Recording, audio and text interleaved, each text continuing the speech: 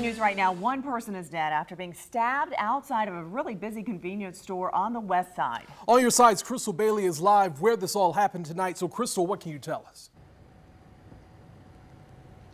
Well, a man was stabbed in the neck and killed. Police say they were called to the scene around 6:45. I'm here at the corner of Commonwealth and Edgewood Avenues here on the west side at the Circle K. Police say they're looking for two people of interest, a man and a woman who possibly got away in a white four-door Toyota Camry. The man is described as possibly a light-skinned male with wearing dark shorts and a red jersey with a number 7 on it. The woman is suspected to be driving the car. There's no physical description of her. We know that the car does not have a tag.